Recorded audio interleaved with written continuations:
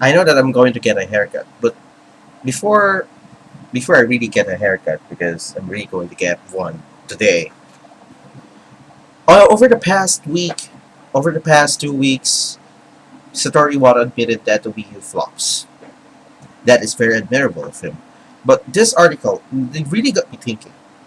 Yes, Satoru Iwata, as a leader and CEO of Nintendo, he have to take the blame for whatever failures or whatever success a company have. And this article is indicating that Iwata, as leader as he is, it's not his fault. It's Shigeru Miyamoto. It's Shigeru Miyamoto's um, resisting to change, resisting to somehow break into the bubbles that he made throughout his games, like Mario, Legend of Zelda, Star Fox, Donkey Kong. And this article really got me thinking. For all these years, last generation was a really complete success with the DS and the Wii, considering that they don't have much support for the Wii. But now the 3DS, it's already 2 years in, and they only got 5.3 million sales. I go, I always state all the time that 7 million. Yeah, that's my mistake. But why? Why this is happening? Yeah, sure, he Wata did his best to actually market the Wii U, but what is really holding them back? Remember, Shigeru Miyamoto are not doing the games anymore. It's Tezuka, Sakurai, and Aonuma. You know Aonuma? He on the recent two installments of um, the Legend of Zelda series prior to A Link to the Between Two Worlds, Twilight Princess and Skyward Sword. He's one. He's one of it. Like, those two, he worked under it. Only one of it was handed by Miyamoto. Was being managed by Miyamoto, which is on the production of Twilight Princess. In Sakurai, he did something on Super Smash Brothers, on Kiriku's Uprising, and Paper Mario, of course, Kirby Adventure. He did something good with that. And Miyamoto, as his position on Nintendo right now, is just the PR. He's the executive PR. But where is it? Where is it? I mean, where's the Miyamoto touch? Where? I mean, I scour over the works of Miyamoto throughout this decade. None. I only see one standout name in all of the games out on the franchises of Nintendo. That will be Koji Kondo, one of the main composers under that company. But Miyamoto, he's nowhere to be found. Heck, you're even going to notice that the games like Kid Icarus Uprising, the Legend of Zelda series, including A Link Between Two Worlds, of course, and other Nintendo, other Miyamoto made franchises, it's already being handed out to his successors, Tezuka, Sakurai, and Onoma, and they're doing great with it, especially with Twilight Princess and Skyward Sword.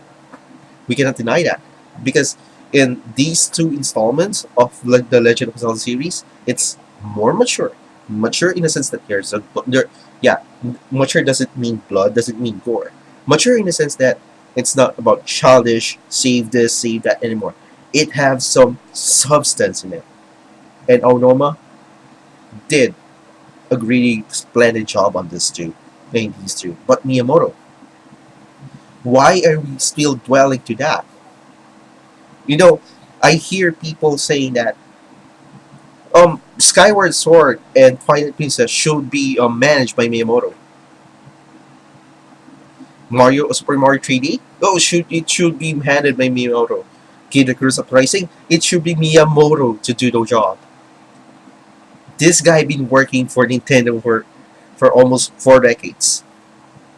I think it's time for us to move on. It's time for Miyamoto to actually hand over the torch to these three, because these three are actually turning his franchises into a new leaf to to compete with with other game titles out there. They're doing their best.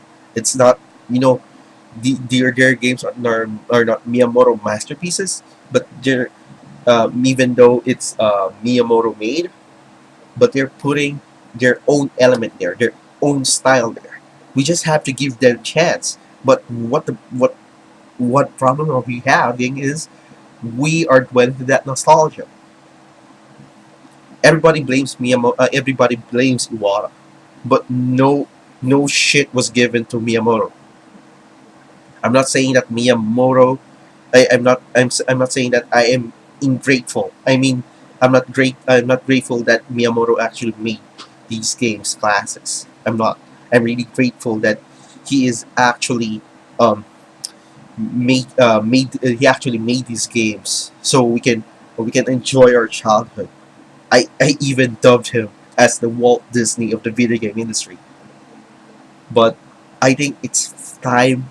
I think it's really time for Nintendo and especially Shigeru Miyamoto to just, if he wants to retire right now, he has to, because these three names that I already mentioned before, they are going to do wonders for this company. He already handed over the jobs, his franchises to these three. What more to ask? It's the first step. That's the first 10%. That the last 90% is for him actually to step down from the company and enjoy his life. As a private citizen. Have some golf. They play some golf, or have dinner with his family, or hang out with friends. For his former colleagues under Nintendo by the time. Hey, at the time. So this is it. If you really want to read the article, it's right down there. It's really fascinating. Just just consider it. And I really want to thank Eurogamer.net for this, because this is really like an eye opener. Like I've thought of this before, but not on this scale. So there's that.